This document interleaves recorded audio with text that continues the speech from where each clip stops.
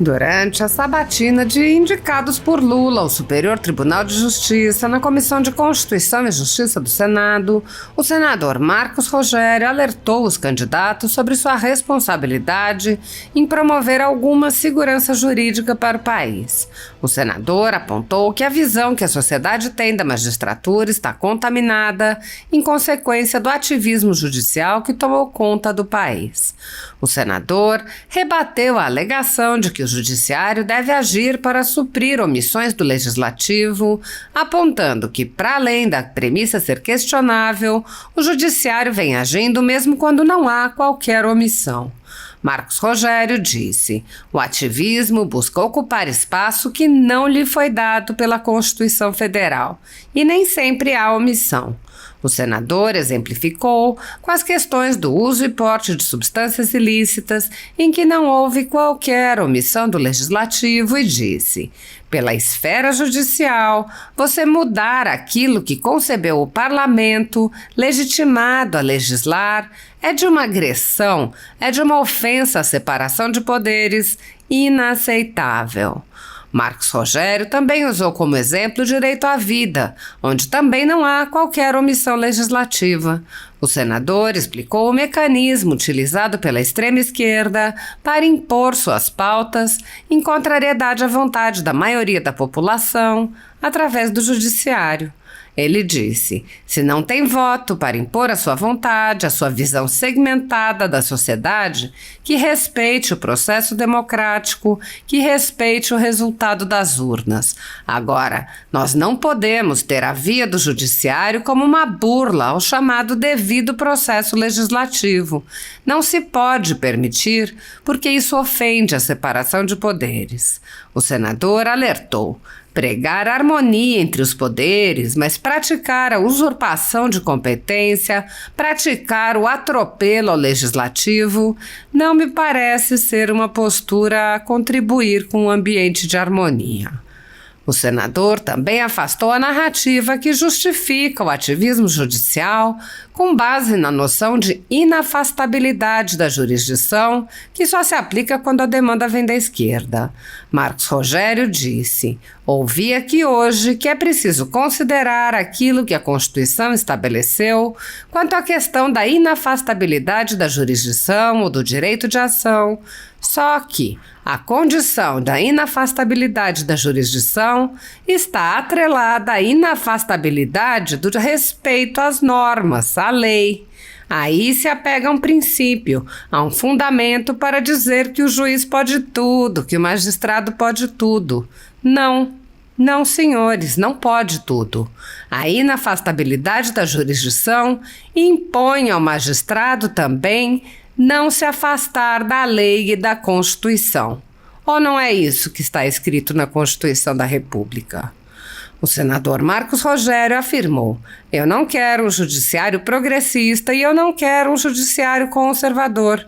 Eu quero um judiciário que cumpra a Constituição, que obedeça às leis do país, que se submeta às leis do país, que aplique as leis do país. A liberdade e a propriedade privada há muito tempo já não são mais direitos fundamentais garantidos no Brasil em consequência do ativismo judicial de alguns membros do Judiciário. A renda da Folha Política e de outros sites e canais conservadores está sendo confiscada a mando do ministro Luiz Felipe Salomão, ex-corregedor do TSE, com apoio e respaldo dos ministros do STF Luiz Roberto Barroso, Alexandre de Moraes e Edson Fachin. O confisco da renda atinge todos os vídeos produzidos pelo jornal, independente de tema, data ou qualquer outro fator. Há mais de 27 meses, toda a renda do nosso trabalho vem sendo retida sem qualquer previsão legal. Se você apoia o trabalho da Folha Política e pode nos ajudar a manter o jornal, doe qualquer valor à empresa Raposo Fernandes utilizando o QR Code que está visível na tela ou o código Pix ajude@folhapolitica.org. Caso prefira, há a opção de transferência bancária para a conta da empresa Raposo Fernandes, disponível na descrição deste vídeo e no comentário fixado no topo. Com a sua ajuda, a Folha Política poderá se manter firme e continuar a exercer o seu trabalho. Pix ajude@folhapolitica.org. Assista. Nobre senador Davi Alcolumbre, senhoras e senhores senadores. Senhor presidente, eu quero fazer uso da palavra nesse momento para primeiro dizer que eu recebi os 3 indicados do meu gabinete. A doutora Daniela Teixeira esteve comigo, conversamos longamente e, na verdade, quando recebi a doutora Daniela, foi um reencontro, porque ainda na condição de deputado federal, ela esteve em algumas tratativas com matérias importantes, especialmente para as mulheres advogadas, as mães advogadas. E eu confesso que quando eu vi o material que ela preparou para apresentar aos senadores, lá estava inclusive esse registro histórico da atuação dela. E isso é importante, especialmente para algumas correntes políticas, senador Marinho, porque tem muita...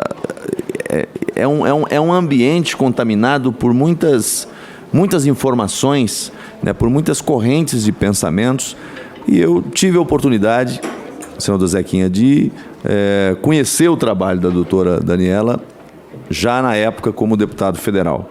Então, fiquei muito à vontade para recebê-la, dialogar sobre a sua missão enquanto ministra do Superior Tribunal de Justiça, e faço votos de que cumpra com a missão, dentro daquilo que estabelece a Constituição Federal, a legislação brasileira, e os valores que nós defendemos, os valores que nós pregamos. E aí o que dá testemunho acerca da sua conduta, para mim, é aquilo que você representou naquele período, nas tratativas que nós estivemos, justamente na defesa desses valores, desses princípios. Então, desejo sucesso a Vossa Excelência nessa nobre missão. Doutor Afrânio, ele é um magistrado que a sua história, os seus feitos falam por si. Eu acho que o que credencia Vossa Excelência a essa missão é justamente essa sua trajetória. Não houve, do que eu tenho conhecimento aqui, de parte a parte, nenhum questionamento quanto a esses aspectos da sua atuação, sua carreira. Eu recebi de vários amigos, de dentro da magistratura e de fora, recomendações acerca da sua atuação. E quando procurei conhecer, foi justamente isso que encontrei. Então, desejo também muito sucesso nessa missão, na condição de ministro do STJ, e sei que o seu conhecimento, a sua prática enquanto magistrado, atuando na área que atuou, vai contribuir muito com a nossa Corte da Cidadania. Doutor,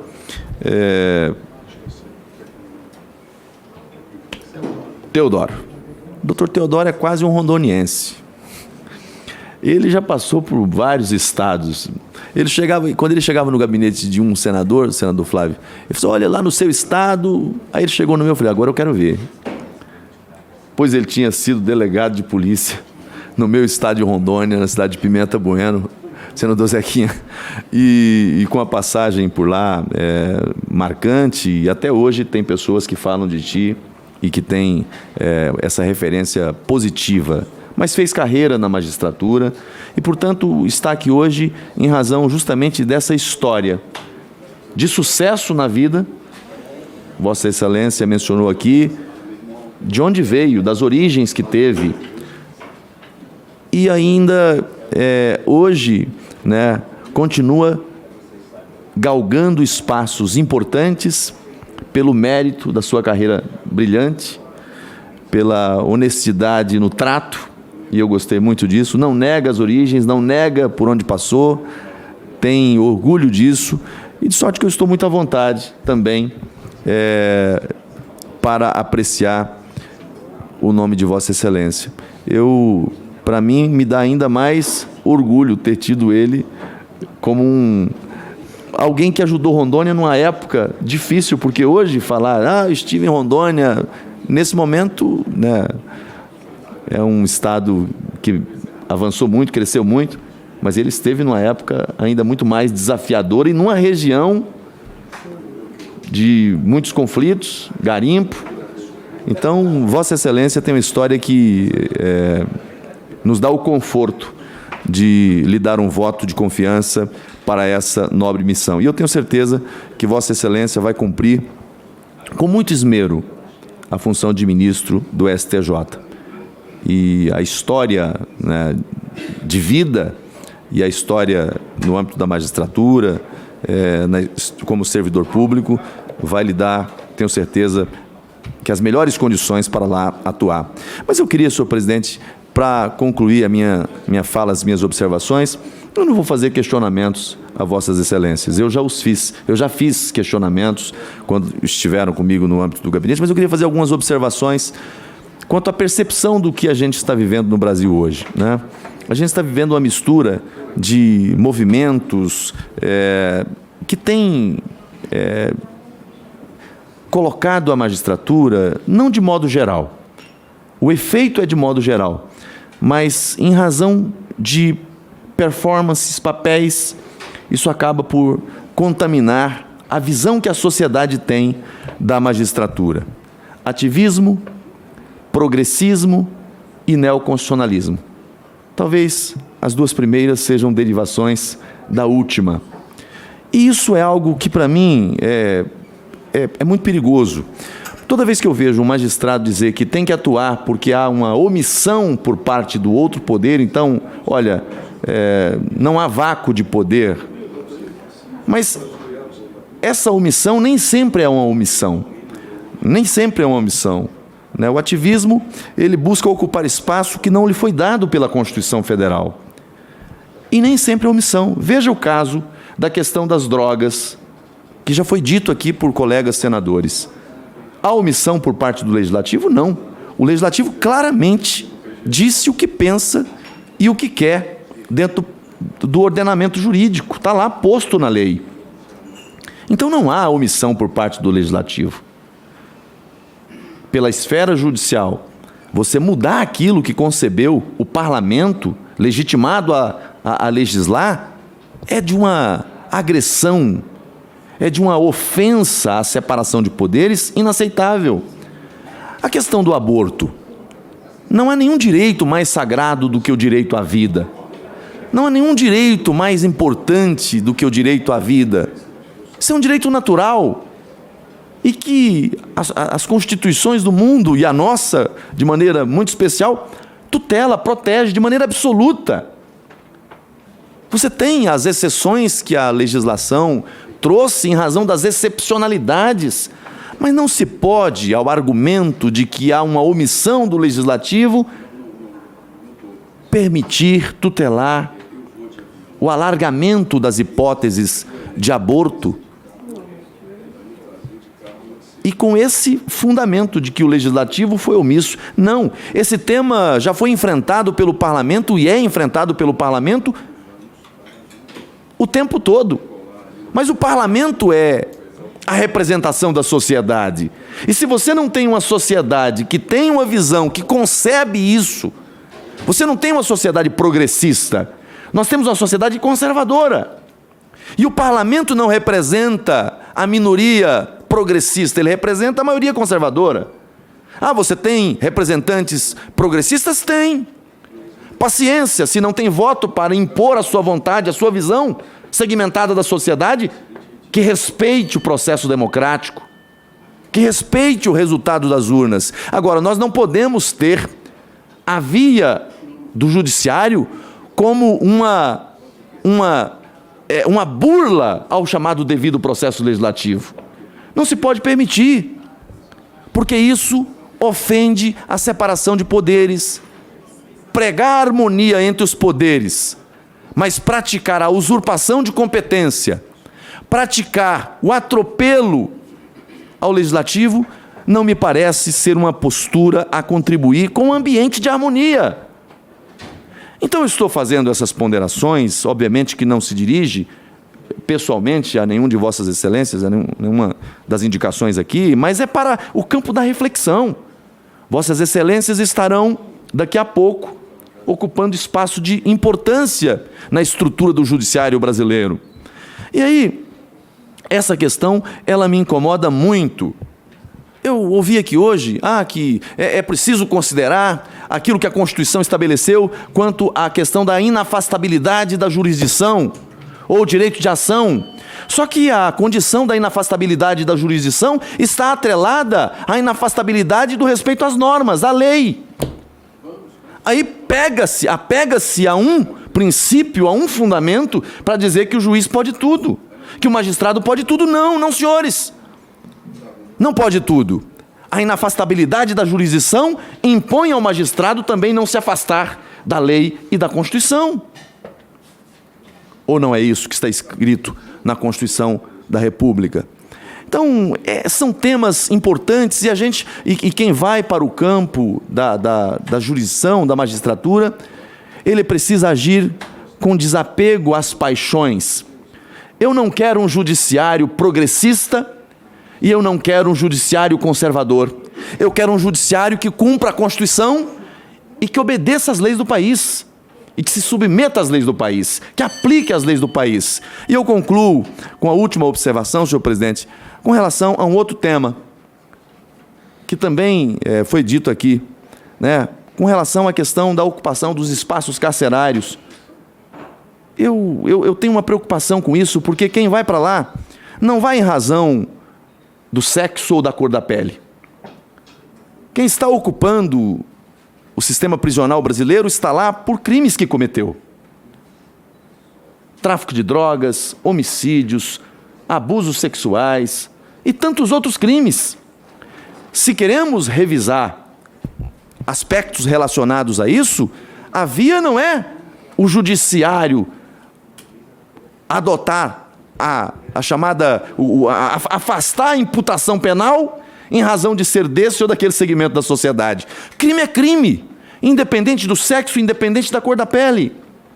Então, eu faço essas ponderações e agradeço ao presidente a oportunidade de fazê-la, para dizer que, assim, eu disse isso pessoalmente a cada um deles quando já esteve no gabinete, que isso nos preocupa muito. E a gente está vivendo um período de muita inquietação.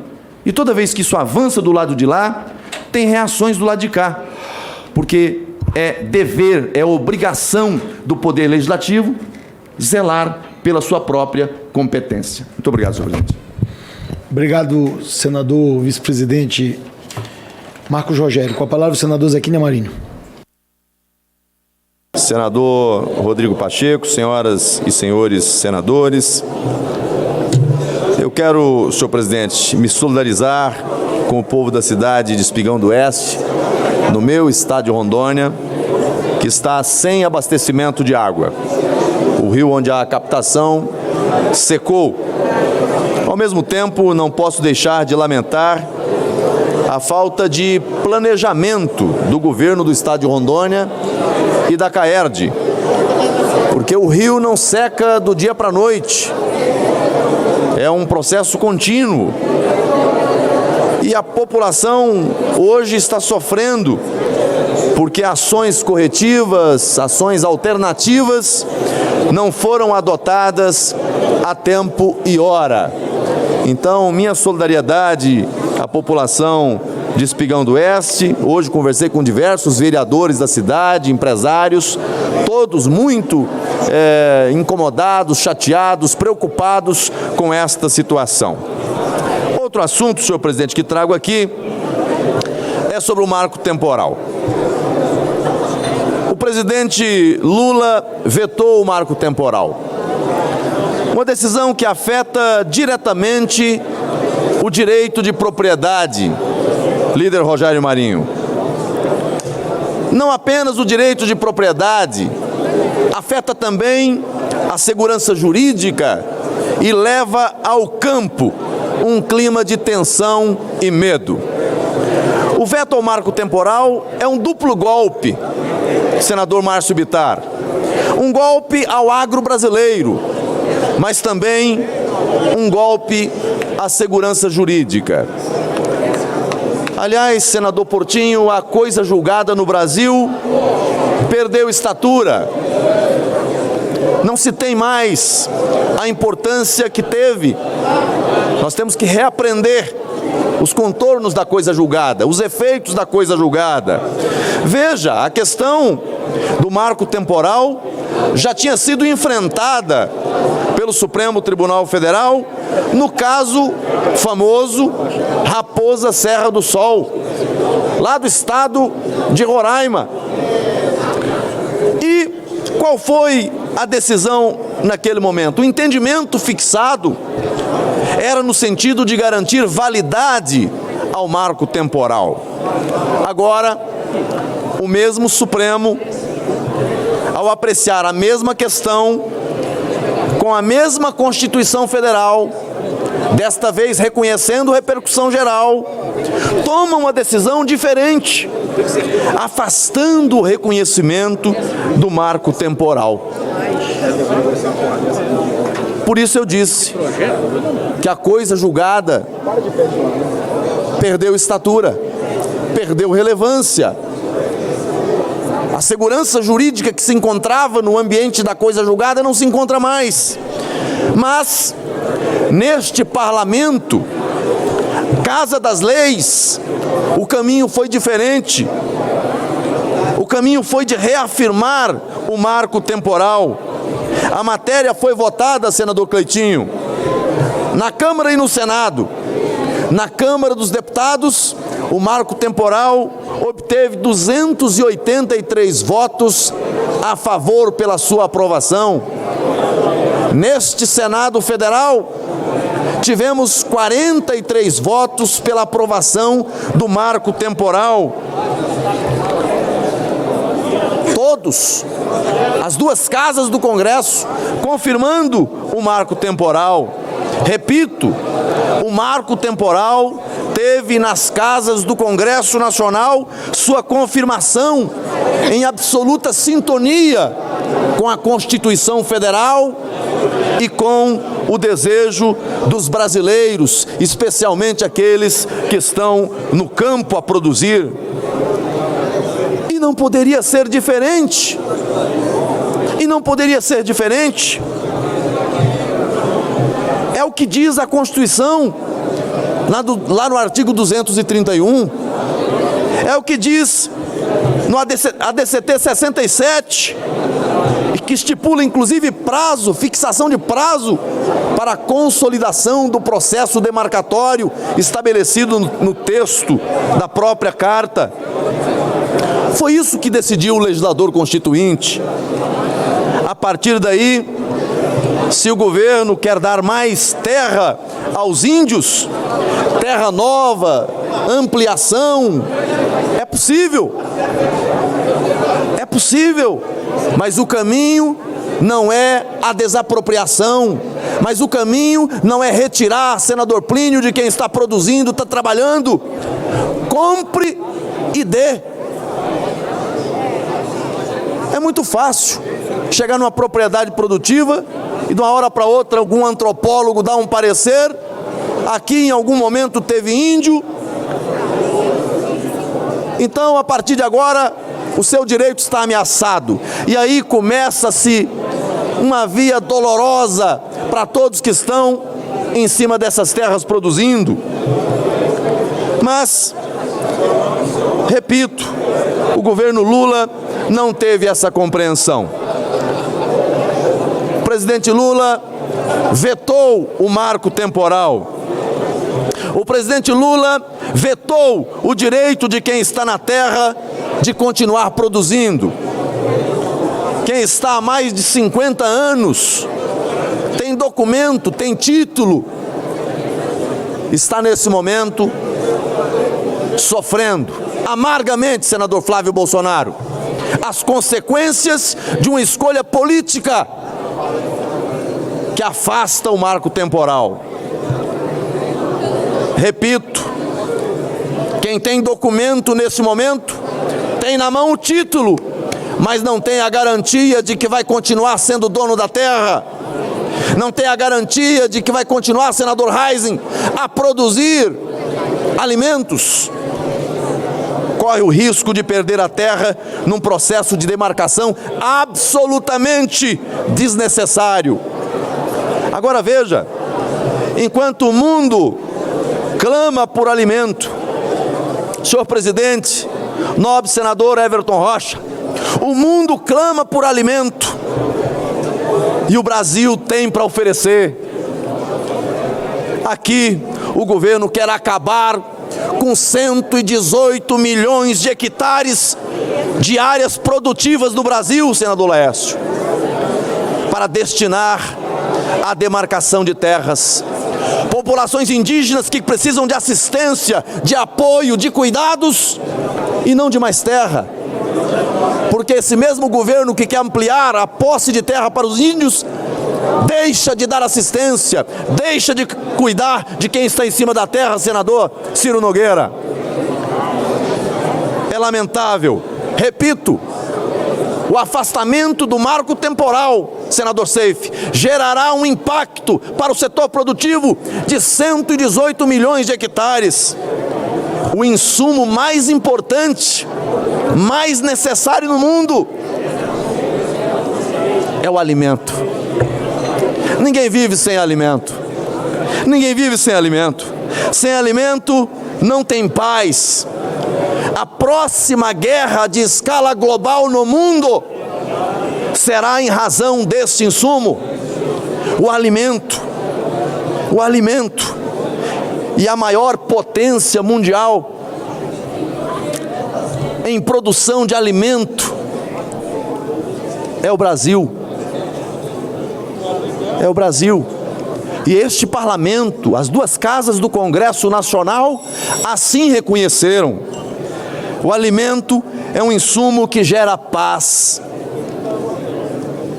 É um insumo que gera paz, conciliação. E o marco temporal, meu caro senador Renan, o marco temporal gera paz no campo, gera paz ao setor produtivo. É simples. Sem o marco temporal, não há segurança jurídica, não há paz no campo, perde-se a tranquilidade. O Brasil, senhor presidente, produz hoje 300 milhões de toneladas de alimentos. Detalhe, senador Chico Rodrigues, 300 milhões de toneladas de alimentos em pouco mais de 60 milhões de hectares. O que produz está ancorado em pouco mais de 63 milhões de hectares. Para concluir, senador. Concluo, senhor presidente. O que o Brasil produz hoje, 300 milhões de toneladas de alimentos. Pouco mais de 63 milhões de hectares. O impacto do afastamento do marco temporal será destinar para a demarcação mais de 118 milhões de hectares. Essa é a equação, essa é a falta de sensibilidade do governo. Concluo dizendo, o Brasil, mais uma vez, conta com o Congresso Nacional para derrubar o veto ao marco temporal. Não há nenhum tema mais importante para todos nós do que enfrentar e vencer essa questão do marco temporal. Temos que enfrentar o veto e dar ao Brasil segurança jurídica, segurança para quem trabalha e produz. Muito obrigado, senhor presidente. Presidente, eu queria